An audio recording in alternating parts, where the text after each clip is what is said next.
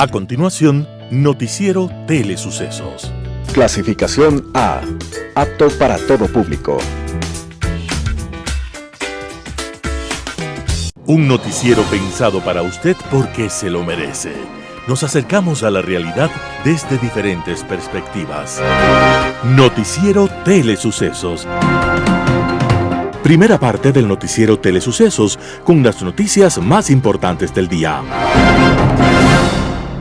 ¿Qué tal, amigos? Bienvenidos a una edición más del Noticiero Telesucesos. El Noticiero Telesucesos llega gracias al auspicio de Preescolar El Parque.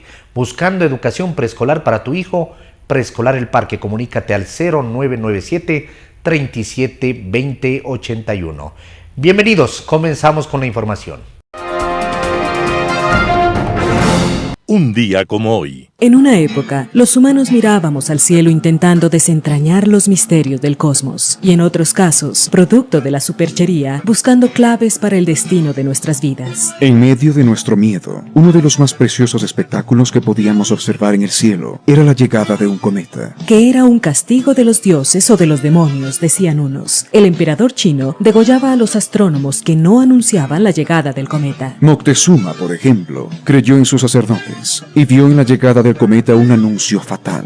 Al poco tiempo llegó Hernán Cortés y Moctezuma no ofreció resistencia al conquistador. Solo los griegos tenían una visión poética del fenómeno y decían que el cometa era el semen de los dioses para fecundar otros mundos. Al final de tantas interpretaciones, nos sacó un astrónomo británico llamado Edmund Halley cuando observó que los cometas giraban alrededor del Sol. Esto lo llevó a pensar que quizás los cometas nada tenían que ver con dioses, sino con la teoría de la gravitación universal de su amigo Isaac Newton. Entonces Halley estudió las órbitas y los períodos de los cometas y descubrió la presencia cíclica, por lo menos de uno de ellos, y pronosticó que el cometa volvería a aparecer en un momento dado. Y así sucedió. Cuando aquel cometa llegó, la gente lo llamó Halley, en honor al astrónomo que nos había librado de todos los miedos frente al cielo. Después descubrimos que, en verdad, somos hijos de los cometas. Ellos nos trajeron el agua, los aminoácidos, el carbón, el nitrógeno. Halley había nacido un día como hoy, 8 de noviembre de 1656, y gracias a él, si tenemos la suerte de ver un cometa en el cielo, le podremos decir: hola abuelo, hola padre, hola hermano. Las principales noticias del día. Titulares. Derribo de aviones sobre territorio ecuatoriano es presentado como proyecto de ley en la Asamblea. Estado de excepción se reduce a 30 días por decisión de la Corte Constitucional. Por el caso de exportaciones ficticias a Venezuela, la Comisión de Fiscalización llama a funcionarios claves del correísmo. El sistema de matriculación se restableció en 9 zonas del país. Así funcionará la aplicación de la tercera dosis de la vacuna contra el COVID-19. En vida y tecnología, obsolescencia tecnológica. En salud, retomar las actividades laborales después del feriado. Los editoriales serán de Ruth Hidalgo, Enroque político o jaque mate letal. Gabriel Hidalgo, agonía del correísmo. Ramiro Canelos, desigualdades y agenda política. José Hernández, Kiara Lazo después de Glasgow. Mauricio Gándara, el calvario de Assange. Noticias del día. Derribo de aviones sobre territorio ecuatoriano es presentado como proyecto de ley en la Asamblea. El presidente Guillermo Lasso anunció que en los próximos días enviará a la Asamblea un proyecto de ley relacionado con el derribo de aviones que estén volando de manera ilegal en el espacio aéreo ecuatoriano. El proyecto de ley se presentará a través del bloque legislativo oficialista. El primer borrador fue elaborado por el asambleísta Juan Fernando Flores de la bancada de Creo. A este se denominó Ley de Seguridad y Defensa del Espacio Aéreo. En la normativa se establecerán los procedimientos de interceptación de aeronaves civiles y el empleo de la fuerza contra aeronaves declaradas infractoras, ilícitas u hostiles. Esta labor estará a cargo de la FAE con aviones de reacción inmediata y la revisión del Ejecutivo estará a cargo de 3 ministerios: Defensa, Gobierno y Finanzas. Las leyes de derribo de aviones no son un tema nuevo en Latinoamérica. El debate alrededor de estas normativas ha estado ligado a 2 áreas: el narcotráfico y los derechos humanos. En Latinoamérica, al menos una decena de países cuentan con leyes en este sentido. entre los que están Brasil, Colombia, Honduras, Paraguay, Perú y Venezuela. En Ecuador, la creciente ola de narcotráfico es el principal argumento del gobierno para impulsar esta ley. El ministro de Defensa explicó que con la legislación actual solo se puede identificar las aeronaves sin tomar acciones disuasivas. La Fuerza Aérea Ecuatoriana puede únicamente acercarse a la aeronave en cuestión e intentar entablar contacto para solicitar intenciones o que la avioneta se desvíe hacia un aeropuerto controlado. Por otro lado, las leyes de derribo han sido observadas en varios países por probable irrespeto a los derechos humanos de los tripulantes.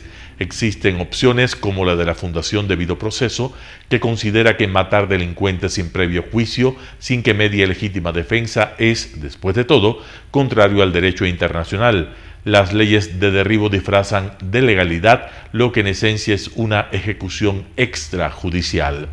En Ecuador todavía no se conoce qué dice la ley del proyecto sobre los derechos humanos de los tripulantes de aviones ilegales y cuáles serán los límites para ejecutar un derribo. Estado de excepción se reduce a 30 días por decisión de la Corte Constitucional. A partir del 18 de octubre de 2021, el presidente Guillermo Lasso declaró estado de excepción por grave conmoción interna debido al aumento de la actividad delictiva. El decreto ejecutivo 224 dice que la medida duraría 60 días. Sin embargo, el jueves 4 de noviembre de 2021, la Corte Constitucional redujo ese periodo a 30 días. La Corte Constitucional condicionó la constitucionalidad del decreto y la declaratoria del estado de excepción. El organismo indicó que en una eventual prórroga deberá contar con la fundamentación suficiente para que ésta proceda. En el decreto, el presidente Lasso dispuso la movilización de las Fuerzas Armadas en El Oro, Guayas, Santa Elena, Manabí, Los Ríos, Esmeraldas, Santo Domingo de los Áchilas, Pichincha y Sucumbíos. La Corte Constitucional aclaró que esa movilización se restringirá a operativos en que los militares cumplan exclusivamente funciones complementarias a las de la Policía Nacional, siempre que se encuentre suficientemente justificada su intervención. También se resaltó que durante la vigencia del estado de excepción, la medida se limitará a los fines establecidos en el correspondiente decreto, es decir, la inseguridad. Por el caso de exportaciones ficticias a Venezuela, la Comisión de Fiscalización llama a funcionarios claves del correísmo. El jueves 4 de noviembre de 2021 fue escuchado el gerente del Banco Central, Guillermo Avellán. Este mencionó a la comisión que el 22 de octubre de 2021 envió un informe técnico a Cancillería, al Ministerio de Finanzas y a la Procuraduría, recomendando que el Estado ecuatoriano valore la pertinencia de continuar siendo parte del Tratado Constitutivo del Sucre. La Comisión de Fiscalización de la Asamblea decidió llamar también a Luis Eduardo Sánchez Llanes para que rinda testimonio dentro de la indagación por el caso de exportaciones ficticias a Venezuela a través del sistema Sucre. En este caso están relacionados el empresario colombiano Alex Saab, ahora preso en Estados Unidos, y su mano derecha Álvaro Pulido, prófugo de la justicia y quien actuó en Ecuador. Sánchez Llanes era socio y director del Fondo de Construcción Global, la presunta máquina de lavado de dinero de la trama de Saab, considerado como el testaferro del presidente de Venezuela, Nicolás Maduro. El pedido de comparecencia de Sánchez Llanes fue realizado por el asambleísta del correísmo, Roberto Cuero, quien señaló que fue el propio ex socio de Foglox el que pidió ser escuchado en la Comisión de Fiscalización de la Asamblea. El presidente de la comisión, Fernando Villavicencio, confirmó que fijarán la comparecencia de Sánchez Llanes esta semana. Además, en la sesión del 4 de noviembre se acordó la comparecencia del ex superintendente de bancos Pedro Solines y del ex director del Servicio de Rentas Internas Carlos Marx Carrasco. Ambos funcionarios estaban activos cuando se instauró en Ecuador el llamado Sistema Unitario Regional de Compensación de Pagos o SUCRE entre Ecuador, Venezuela, Bolivia, Cuba y Nicaragua durante el gobierno de Rafael Correa. Villavicencio indicó que Rafael Correa y Andrés Arauz van a comparecer, ya que ellos tuvieron participación relevante en este plan de compensación llamado Sucre. Por otro lado, el día de hoy, 8 de noviembre, van a comparecer Marisol Andrade, directora del Servicio de Rentas Internas, Ruth Arregui, actual superintendente de bancos, Carola Ríos, directora del Servicio de Aduanas, y de Víctor Anchundia, el superintendente de compañías. El sistema de matriculación se restableció en 9 zonas del país. La Agencia Nacional de Tránsito informó el pasado jueves 4 de noviembre del 2021 que el sistema para la matriculación vehicular está totalmente operativo en el nuevo 9 zonas del país, al menos indicó la agencia. Los conductores de Guayaquil, Quito, Loja, Puyango, Cañar, Cuenca y de la Mancomunidad del Norte, es decir, Esmeraldas, Carchi e Imbabura, ya pueden retomar la matriculación de autos y motos. El pasado 21 de octubre del 2021, la Agencia Nacional de Tránsito informó que el sistema de la institución sufrió un ataque informático y por eso se suspendieron los trámites para la obtención de licencias de conducir y también los procesos de matriculación vehicular. Tras ese ataque informático, la Agencia Nacional de Tránsito declaró en situación de emergencia a las plataformas y bases de datos que conforman el Registro Nacional de Tránsito, Transporte y Seguridad Vial. La entidad también indicó que cuando los otros municipios y mancomunidades tengan conexiones seguras, se habilitará el servicio de matriculación en cada una de las ciudades. El 27 de octubre del 2021 se conoció que la Agencia Nacional de Tránsito emitió una resolución para exhortar a los municipios a condonar las multas para los vehículos cuya placa termina en 9 y no han podido completar el proceso de matriculación dentro del sistema de calendarización. Así funcionará el proceso de inoculación de la tercera dosis de la vacuna del COVID-19. El Ministerio de Salud inició el pasado jueves 4 de noviembre de 2021 la aplicación de las terceras dosis de las vacunas contra el coronavirus a las personas mayores de 65 años. Según la ministra de Salud, Jimena Garzón, la decisión se tomó luego de que la Organización Mundial de la Salud y los Centros para el Control y Prevención de Enfermedades de los Estados Unidos recomendaran la administración de un segundo refuerzo en los sectores vulnerables, sobre todo por la presencia de la variante Delta, que es más contagiosa. Entre la población con mayor riesgo de contagio también se encuentra el personal sanitario de primera línea que ha trabajado con pacientes infectados con COVID-19 desde marzo de 2020. Durante la primera fase de la aplicación de la tercera dosis, el Ministerio de Salud también tiene previsto vacunar a 110,000 trabajadores de salud y a 1.3 millones de adultos mayores. Estos son los aspectos que debe considerar las personas mayores de 65 años para acceder a una tercera dosis o segundo refuerzo contra la vacuna del COVID-19. Número 1. El tiempo transcurrido desde la segunda dosis para la administración de una tercera dosis se realizará únicamente a las personas que hayan recibido las 2 dosis previas hace mínimo 6 meses. ¿Qué vacuna se aplica en la tercera dosis? El Ministerio de Salud optó por la vacuna de AstraZeneca para el segundo refuerzo, independientemente del esquema de vacunación que las personas hayan recibido en las fases previas. Número 3. ¿Dónde se aplican las terceras dosis? Las personas que cumplan con los requisitos citados anteriormente deben acercarse a cualquiera de los 1.900 centros de salud que el Ministerio de Salud tiene en todo el país. En Quito también se habilitaron otros puntos de vacunación para evitar las aglomeraciones y largas filas de espera. Estos son el Centro Deportivo Metropolitano Iñaquito, el Coliseo de la Universidad Central del Ecuador, el Centro Comercial Paseo San Francisco. Número 4. Personas con enfermedades agravantes. ¿Qué hacer?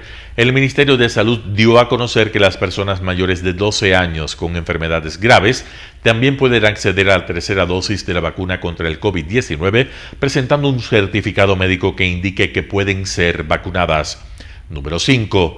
¿Qué otros grupos recibirán la tercera dosis? En algún momento, todas las personas mayores de 5 años podrán recibir la tercera dosis de la vacuna contra el COVID-19. Al momento, las personas de mayor edad serán las primeras que accedan a las terceras dosis. Número 6. Vacunados en el extranjero. Las personas que se hayan vacunado en el extranjero también pueden acceder a la dosis de refuerzo en los centros de salud de todo el país. El requisito que deben presentar es su certificado de vacunación con una vigencia de al menos 6 meses. Vida y Tecnología. Hola amigos, gracias por estar nuevamente con nosotros en este espacio de Vida y Tecnología. Nosotros queremos comentarle una noticia que probablemente algunos de ustedes puedan haber estado ya alertas, pero hace pocos días, es más, desde el 1 de noviembre, algunas versiones de teléfonos celulares inteligentes van a dejar de soportar la aplicación de WhatsApp, que es una de las aplicaciones de comunicación más usadas por los ecuatorianos y en general en el mundo. ¿Por qué? La compañía, el fabricante de WhatsApp, que es Facebook, la compañía Facebook, anunció que ciertos dispositivos electrónicos, los más antiguos, ya no podrán darle cabida a WhatsApp, ya no se podrá usar WhatsApp como hasta el momento se venía usando en esos dispositivos. Esto es lo que se conoce como obsolescencia tecnológica. ¿Qué significa esto? Que el dispositivo, el aparato, el teléfono, ya no tiene la capacidad para procesar adecuadamente lo que se necesita para comunicarse a través de WhatsApp. Esto no sucede únicamente con este tipo de aplicaciones, sino que en general la industria de tecnología habla de obsolescencia en tres dimensiones. La primera, que es la tecnológica, es decir, que los dispositivos se van haciendo viejos y que hay nuevas capacidades que se van a requerir para funcionar de tal o cual manera. El otro aspecto es que las mismas compañías de tecnología programan los dispositivos y las aplicaciones para que tengan una duración, para que tengan un tiempo de vida en el mercado. ¿Por qué? Porque todas las aplicaciones requieren que de parte del fabricante que les estén dando mantenimiento para mantenerles vigentes. ¿Por qué? Porque tienen que tener soporte para las nuevas amenazas cibernéticas que surgen. Entonces los fabricantes dicen, ¿sabes qué? Yo a esta aplicación, yo le voy a dar este tiempo de vida porque estoy fabricando nuevas.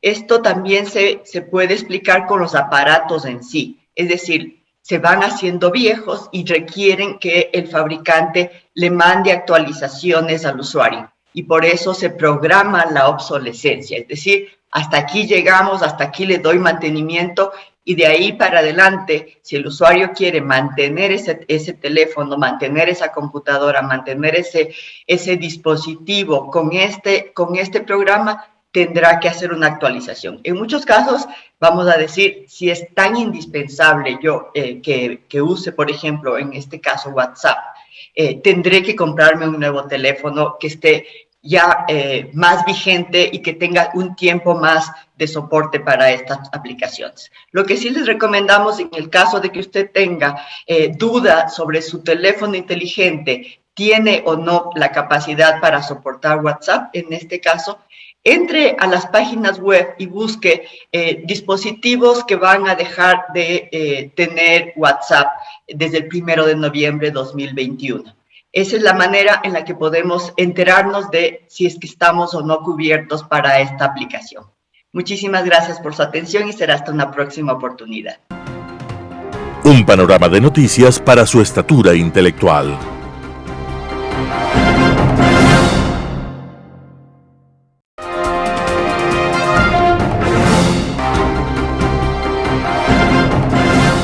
Estamos ya a punto de finalizar este 2021 y venimos saliendo de un feriado bastante largo y se nos vienen ya nuevamente muchas fiestas, feriados y actividades que a veces de alguna manera nos hacen un poco difícil el volver a retomar la rutina de trabajo después de estos periodos de vacaciones. Y es que a veces volver al trabajo después de los días libres no suele ser fácil, porque parecería que se disoció mucho ese tiempo de trabajo con estas actividades laborales, y también porque muchas veces estamos tan inmersos en el ámbito laboral que nos olvidamos también de generar espacios que no sean feriados para realizar diferente tipo de actividades. Por eso, Es importante que vayamos considerando algunos aspectos para poder conciliar estos dos momentos, tanto el tiempo libre, estas actividades recreativas que tienen que estar inmersas en nuestra vida, como también la productividad en el ámbito laboral. Es indiscutible que tanto el descanso como la desconexión con el trabajo van a permitirnos recuperar las energías y esto va a posibilitar el que seamos más productivos en lo que resta todavía de este año y el nuevo año que se nos viene por delante. Dependerá mucho de este poder separar, ¿no es cierto?, disociar estas actividades laborales con el descanso, va a depender de alguna manera o en gran medida del tipo de trabajo que realicemos, de las actividades y la carga laboral que tengamos. Puede haber ocasiones en que nosotros disponemos de ciertos días libres, pero el trabajo se sigue acumulando y cuando regresamos de estos días de descanso, a veces regresamos con mucho más estrés por todas las cosas que estaban acumuladas. Hay otras veces en cambio en que los trabajos se mantienen de alguna manera un poco más equilibrados y podemos retomar la rutina sin mayor dificultad. Sin embargo, siempre cuando nosotros retomamos nuevamente una actividad laboral y sobre todo cuando tenemos mucha carga de trabajo que se ha acumulado, el poder planificar las actividades, dar prioridad a aquellas actividades que requieren de nuestra mayor atención va a ser fundamental.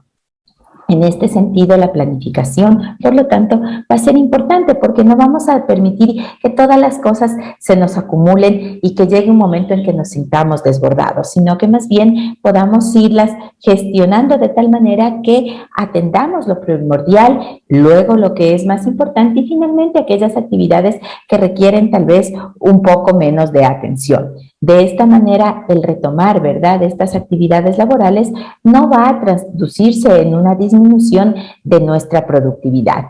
Y es que en realidad cuando volvemos a las nuevas actividades laborales, después de los días de vacaciones o los días de feriado, de asueto, el rendimiento laboral no debería verse afectado más allá de una mañana, de un día, hasta tomar nuevamente la rutina.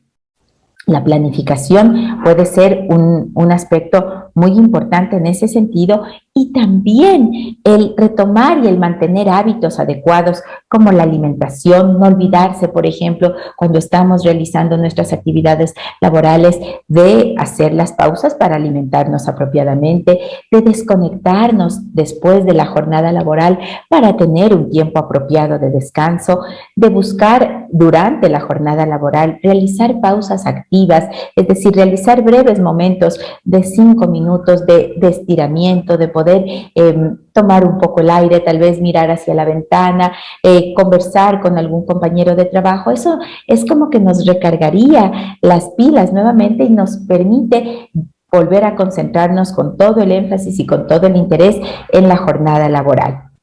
Y adicionalmente, también es importante que en el transcurso de la jornada laboral podamos incluir después del trabajo actividades de recreación, actividades de desarrollo, puede ser personal, a través de actividades deportivas, de actividades artísticas, que nos permitan mantenernos siempre en este equilibrio entre lo laboral y también entre el cuidado personal. Si nosotros logramos encontrar ese equilibrio, si logramos encontrar el balance apropiado en estos aspectos, vamos a gozar tanto de una salud física como también de una buena salud mental. Evitaremos el estrés que es y desde hace ya algún tiempo se ha transformado en ese mal de estos últimos años. Procuremos entonces hacer un balance en ese sentido, procuremos planificar nuestros tiempos y veremos una mejora también en nuestra calidad de vida y también en nuestro desempeño productivo. Muchas gracias. Editorial. Enroque político o jaque mate letal. Editorial de Ruth Hidalgo, publicado en 4 Pelagatos. Los hechos que ocurren en el país están anunciando que se avecina un escenario complicado en el futuro próximo. Los ciudadanos deben estar alerta para entender con claridad lo que está pasando y la agenda que está detrás de mucho de lo que está sucediendo. No se puede ser ingenuo. El triunfo obtenido por la vacunación, a pesar del vaticinio de fracaso de sus oponentes, empieza a ser insuficiente para contrarrestar los frentes que se le han abierto al gobierno y que parecerían que están estratégicamente planificados. Al igual que en un juego de ajedrez, una partida perversa ha empezado. Las fichas están colocadas y la estrategia empieza a desvelarse.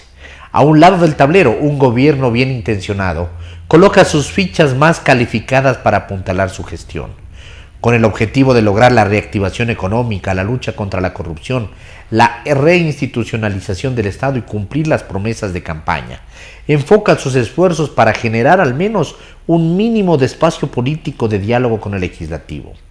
Hay que reconocer que el gobierno ha insistido en dialogar con las demás fuerzas por todas las vías políticas posibles, pero las posturas radicales y beligerantes están haciendo casi imposible llegar a los acuerdos necesarios.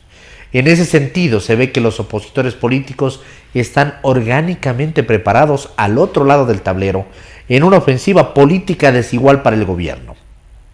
Han levantado varios frentes, se han unido y están trabajando para acercar al Ejecutivo por todas las formas posibles. Con esto están demostrando que cuando de odio y revancha se trata, hasta los enemigos históricos vuelven a ser amigos. ¿Y los intereses del país? Bien, gracias. Con esa lógica primero hay que destruir al otro y luego veremos qué hacer con las cenizas del país. Es decir, lo de siempre. Resulta increíble que haya grupos que se frotan las manos y asucen en la sombra la caotización de las calles, aupando la violencia en un paro que afecta sobre todo a los ciudadanos que necesitan seguir trabajando para salir de alguna forma de los estragos de la pandemia. Pero en esta partida, varios peones y alfiles y demás se están movilizando para cumplir también otro objetivo: recuperar el control del Estado para volver al pasado, evitando que se judicialice la corrupción e impidiendo que se luche contra el crimen organizado porque han vivido de él por mucho tiempo. Así nomás es la cosa. No es por casualidad que en el legislativo se anuncien varios juicios políticos, coincidencialmente dirigidos hacia las cabezas de los órganos de control más importantes. De esa forma, con mayoría en la Asamblea y un Consejo de Participación y Control Social de su lado, los destituirán a todos y entonces les será muy fácil nombrar nuevas autoridades afines a estos grupos que quieren controlar el país de nuevo. Lo mismo sucede en la Corte Constitucional, que tiene que nombrar 2 representantes en poco tiempo. Las ternas presentadas hablan por sí solas, y si el Ejecutivo no manda perfiles destacados, es probable que termine politizándose ese espacio que hasta ahora ha significado la reserva moral del Estado de Derecho. Lo propio con la función electoral, que está pronta a ser renovada. Si a esto se une el trámite de investigación sobre los papeles de Pandora, que se sigue en una comisión parcializada y contaminada de intereses políticos, queda claro que se ha configurado una partida cuyo fin es un jaque mate letal. Pero no existe crimen perfecto, dice el refrán. La ciudadanía no es tonta, tiene vida propia y ha sido testigo mudo y víctima de los desafueros de los que ahora dicen ser líderes impolutos. El recuerdo de octubre del 2019 de los fondos mal utilizados del terremoto, corrupción, persecuciones y otras perlas está patente en la memoria colectiva y el desencanto por los políticos de siempre sigue más vivo que nunca. Cuidado y esa jugada no les salga como esperan. Parecería que este escenario da para que el Ejecutivo aplique un enroque político, de esos que se hace una sola vez y en donde se juega el todo por el todo. Ya se verá si el Ejecutivo tiene habilidad para tomar esa decisión o va a seguir peleando con sus alfiles a riesgo de ser eliminado en un jaque mate fatal. Editorial de Rudy Hidalgo, publicado en 4 Pelagatos. Agonía del correísmo. Gabriel Hidalgo. El correísmo muere. Lo saben sus propios dirigentes, de la organización que impulsó la candidatura de Rafael Correa en 2006 y de la infraestructura que se instaló en la presidencia del gobierno de Ecuador entre 2007 y 2017, no quedan ni las pisadas. Tampoco quedan rastros de sus perjuros que prolongaron el correísmo persiguiendo a los correístas entre 2017 y 2021. Rafael Correa no inventó el correísmo. El correísmo es la prolongación espontánea de un fenómeno anterior que extirpó las bases populares a los partidos de izquierda desde el segundo tercio del siglo pasado o incluso antes. El velasquismo, el bonifacismo y el guevaro-morenismo que migró al bucaramismo de Asap y después de Abdalá hasta llegar al correísmo son procesos de edificación de los personalismos basados en el culto al líder autoritario. Según esta fórmula, la persona del caudillo es la reencarnación del pueblo. Sin este Mesías, las masas no se redimen de una supuesta opresión y de un enemigo siempre imaginario. En el populismo, la persona del líder es un significante vacío y en ese lugar ficticio se mezclan anhelos, demandas, revanchas o venganzas de distinto cuño ideológico, desde la derecha más conservadora a la izquierda más reaccionaria. Y aunque para algunos el populismo es simplemente una metodología, el correísmo se ha mezclado con matices cada vez más antidemocráticos, anticonstitucionales, antipluralistas y antilógicos. El fenómeno populista alrededor de Rafael Correa contradice toda lógica porque es cada vez más irracional, supersticioso y tiránico. Precisamente por eso el correísmo está en extinción, porque el principio fue, en su inicio, incluyente, diverso, dinámico, pero hoy el correísmo es un populismo perezoso. Acuartelado en las redes sociales para insultar a todo el mundo, crea ejércitos de identidades digitales falsas para vilarizar contenidos de sus voceros que solo ellos consumen. Militan políticamente desde sus teclados, operan solo bajo retribuciones que ya no están dispuestos a pagar y que al momento de desplegarse en las calles dependen de sus estructuras locales de poder que ya no se reportan a un bando centralizado como cuando Rafael Correa era el omnipresente gobernante de su mundo. El correísmo hoy depende de un líder ausente, deslucido y fatigado. Rafael Correa ya no es el rutilante, categórico y llamativo líder de la extinta plataforma compuesta por 30 distintas organizaciones de izquierda militante. Hoy es apenas el pastor de una facción de fanáticos digitales que le tiran corazones a sus publicaciones. Sin las poderosas catapultas que tuvo en un inicio, Correa es la sombra de lo que fue. En 2008, inmediatamente después de expedir su constitución concentradora de poder, el correísmo se desembarazó poco a poco de sus principales socios de la izquierda militante con la intención de formar un solo bloque de operación política, de acabar con la oposición democrática, de instalar un Estado unipartidario y de consagrar a un solo líder como jefe perpetuo de todos los poderes públicos.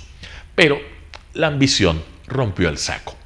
El precio del petróleo cayó en el 2015 y ya sin dinero el presidente empezó a perder su popularidad. Después de ser despedidos o desencantados, sus principales socios de la izquierda se reconfiguraron y ahora mismo gozan de una indiscutible legitimidad electoral. Es innegable la fuerza del movimiento Pachacutic o de la izquierda democrática. Entre los dos hoy concentran más del 30% de la representación legislativa conseguida en las últimas elecciones de 2021. De tener en el 2017 el 5% de los escaños, crecieron exponencialmente por el inevitable desencanto de los votantes en una izquierda autoritaria y por el incuestionable agotamiento del correísmo. ¿De dónde procede entonces la montaña de votos que actualmente permite al correísmo disponer del 35% de la representación legislativa? Proviene de las estructuras locales perfectamente bien ensambladas y organizadas, además de financiadas, tras 14 años de correísmo y morenismo. Pero sin el Estado son nada. Como no pudieron ganar la presidencia, no tienen que repartirse, ni puestos, ni contratos, y en muchos casos ni sobornos. Esas mismas estructuras apostarán por los gobiernos locales, pero junto a quien tenga más posibilidades de ganar en cada lugar. El correísmo muere, y lo saben sus propios cabecillas. Hoy el Nobel movimiento populista es apenas una araña en comparación con su colosal progenitor.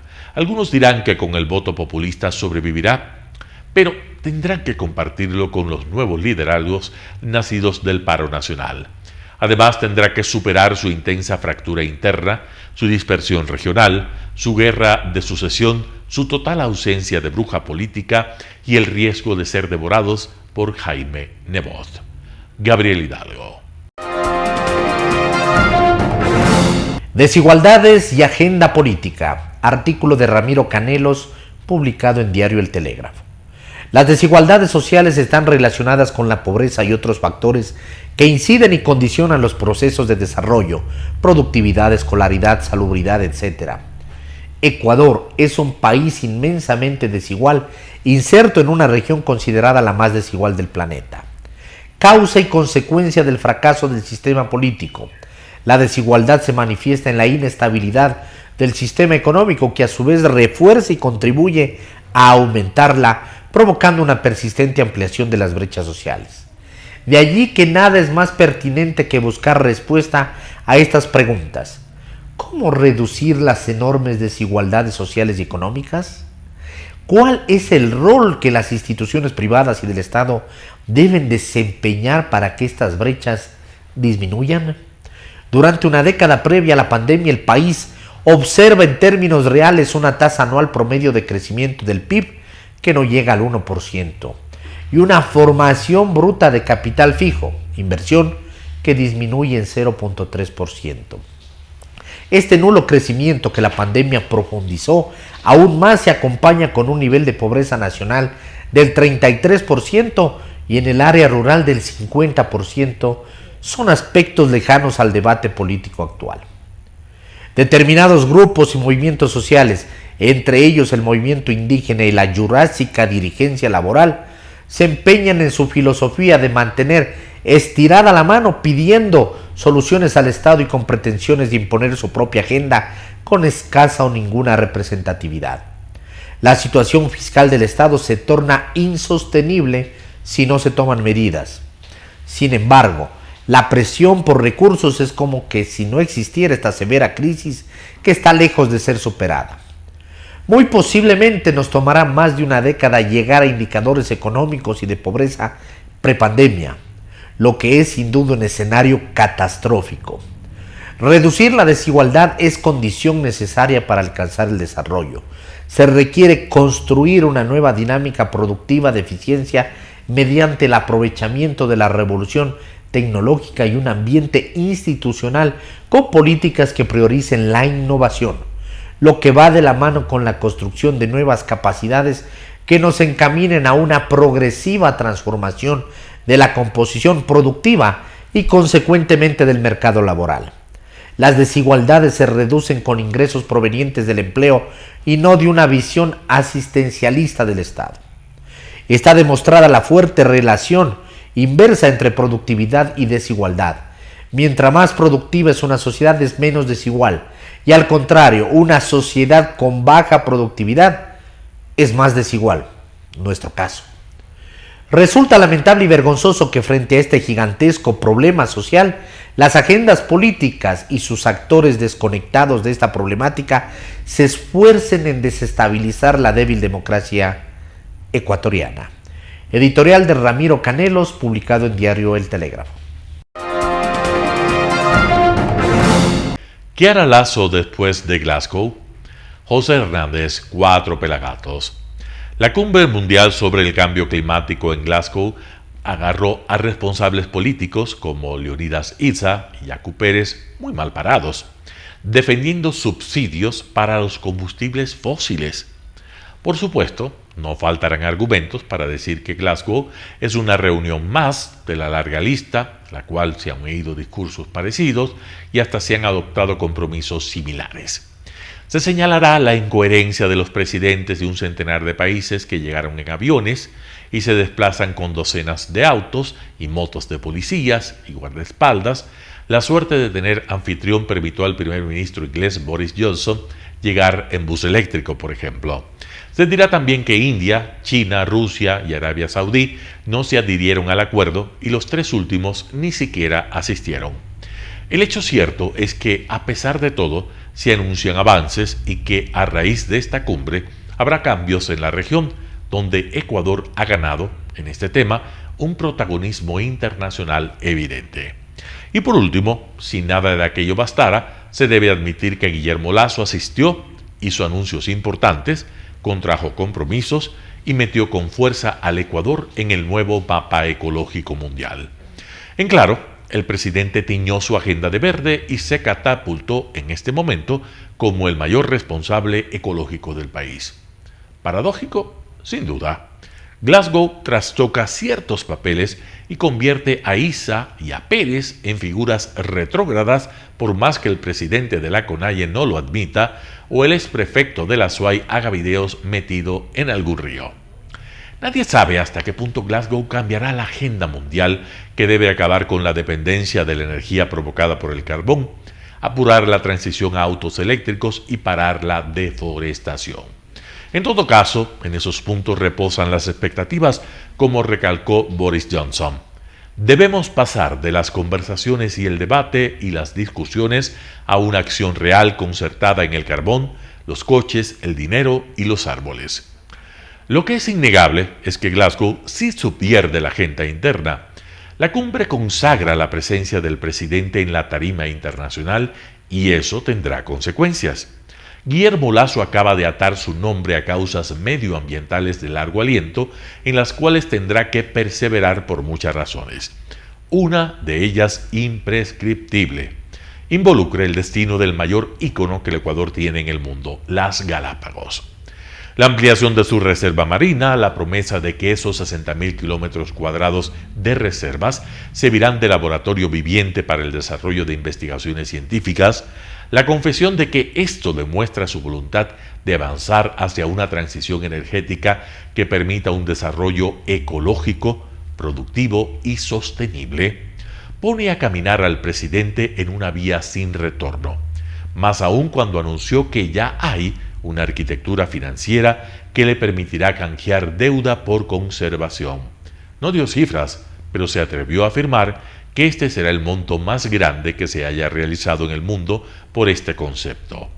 El corredor marino del Pacífico Oeste Tropical, anunciado en Glasgow y conformado por Costa Rica, Panamá, Colombia y Ecuador, se inscribe en la misma expectativa.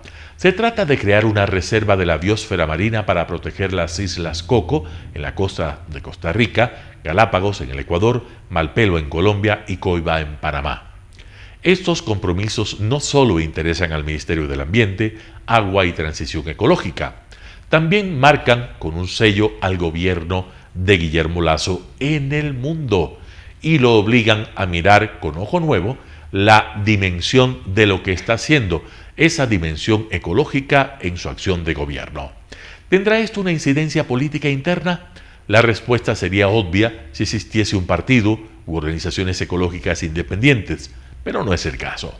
Hasta Yasunidos terminó defendiendo la tesis de reponer los subsidios para tener combustibles baratos. Un absurdo y un desperdicio, porque la ecología es la que ha suscitado en primera instancia la renovación política de algunos países. Y esto desde hace décadas. Aquí los Yasunidos no lo lograron, porque nunca se liberaron del credo vetusto de la izquierda tradicional.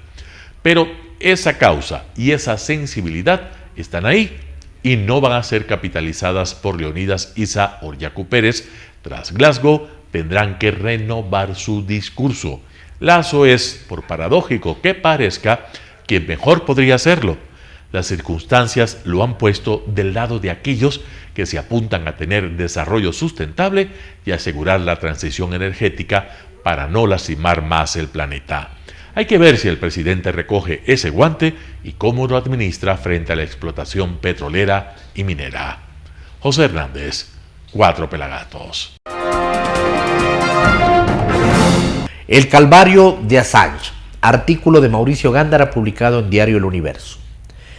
Quien estas líneas escribe es probablemente quien más ha escrito y hablado criticando el asilo que le otorgó el Ecuador en su embajada en Londres. Assange no buscó ese asilo, se lo fueron a ofrecer porque ya era célebre por las publicaciones de Wikileaks en las que denunció lo que él consideró crímenes de guerra de los Estados Unidos de América. Los piadosos oferentes lo que querían es participar de la fama mundial de este personaje, crítico, audaz y severo de la política de la gran potencia. Y en cierta manera lo consiguieron, porque la fama puede ser buena o mala, pero el beneficiario del asilo se encuentra en tan calamitoso estado físico y sobre todo mental, que ha movido a una caritativa jueza del Reino Unido a negar su extradición a los Estados Unidos por presentar inclinaciones suicidas. Este país ha apelado de la negativa ante la Corte Superior Británica y hoy Assange se encuentra en un corredor que no podemos llamarlo de la muerte, pero sí de extradición a un país que quiere tomarle cuentas de sus hechos y obtener información de las fuentes que le proporcionaron datos que son secretos de guerra. Suponemos quién fue, o mejor, deducimos por qué quien otorgó el asilo trabajó posteriormente cuando dejó su cargo como agente de prensa de la otra superpotencia. También lo deducimos porque en el gobierno continuista la canciller trató, en una frustrada e infantil maniobra, de llevarse a Assange, ya como ciudadano ecuatoriano, como funcionario diplomático en Moscú. Los ingenuos promotores de la maniobra creyeron que sorprenderían a una cancillería con una tradición de siglos. Por supuesto que ésta no consideró válido el asilo y mucho menos reconoció a Assange como diplomático ecuatoriano, para que en esa condición pudiera salir del Reino Unido evadiendo la orden de prisión que existía y existe en su contra y por la que actualmente está detenido después de la grotesca escena de entrega de Assange a la policía londinense. ¿Qué pasará actualmente por la mente de Assange? Pensará tal vez que mejor habría hecho en ir a Suecia a responder por las acusaciones de unas señoritas suecas y donde la mayor de las penas, si se las probaban, era de 4 años. En una prisión sueca habría contado con atención médica, patios para caminar y ejercitar sus músculos. En Londres estaba reducido en una habitación, en una oficina de 200 metros cuadrados a donde no llega la luz del sol. No es el caso de la asilada en Quito, en una embajada cuya residencia es una hermosa mansión que cuenta con varias hectáreas de jardines. Tengo entendido que era también muy amplia la legación de Colombia en Perú, en la que Aya de la Torre estuvo asilado varios años. El asilado cardenal Minczewski encontró tan conveniente para su lucha la embajada americana que no quería abandonarla y solo salió de Hungría por orden del ya fastidiado presidente general Eisenhower. Ojalá la Corte Británica confirme la negativa de extradición de la jueza por razones humanitarias y termine el calvario de Assange y esta ridícula, vergonzosa aventura disque diplomática. Editorial de Mauricio Gándara, publicado en diario El Universo. Amigos, este noticiero ha llegado gracias al auspicio de Preescolar El Parque. La mejor educación preescolar para tu hijo está en Preescolar El Parque. Comunícate al 0997 37 20 81. Hemos llegado al final de este noticiero. Recuerden seguirnos el día de mañana y también acompañarnos en nuestras redes sociales. Facebook, Telesucesos Quito. Instagram, @telesucesos_. Twitter, @telesucesos29. YouTube, Telesucesos HD. Y en nuestra página web que es www.telesucesos.net. Lo mejor de la mañana informando para usted. Noticiero Telesucesos.